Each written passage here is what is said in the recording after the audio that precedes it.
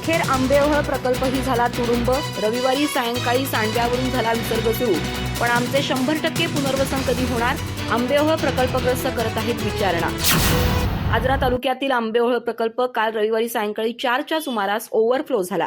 तालुक्याच्या उत्तूरसारख्या कमी पावसाच्या भागात झालेला संततधार पाऊस आणि वज्रे परिसरातील ओढ्यांच्या पाण्यामुळे हा प्रकल्प भरल्यानं उत्तूर परिसरातील शेतकरी समाधान व्यक्त करतायत।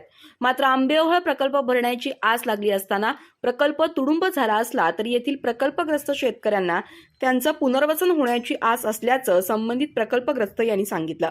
यावर्षी आजरा तालुक्यातील आंबेओहळ प्रकल्प भरण्याबाबत सर्वांची नेहमीच आशा राहते, पण परिसरातील ओढे, नाले वजा किरकोळ जलस्रोत इथं महिनाभरात सातत्यानं वाहू लागल्यानं काल सायंकाळीच हा प्रकल्प 100% भरून सांडव्यातून विसर्ग सुरू झाल्याचं येथील जलसंपदा अभियंता श्रीकांत पाटील यांनी सांगितलं।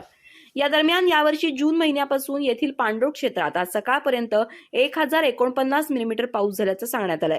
यामुळे भरलेल्या या प्रकल्पामुळे आजरा तालुक्यातील उत्तरेकडील या आवर्षण प्रवण भागासाठी वरदान मिळणार आहे। या पार्श्वभूमीवर एका बाजूला धरण भरल्याचा आनंद आहेच, पण साधारणतः प्रकल्प मंजुरी मिळाल्यानंतर त्याच्या उभारणी सुरुवात झाल्यापासून गेल्या 5 शतकी कालावधीत आंदोलनं, अर्ज, विनंतीसह संघर्ष करूनही येथील प्रकल्पग्रस्तांचं पूर्णपणे पुनर्वसन होत नाही याची खंत असल्याची भावना आंबेओहळ संघर्षानिमित्त स्थापित संग्राम संघटनेचे शिवाजी गुरव यांनी व्यक्त केली आहे।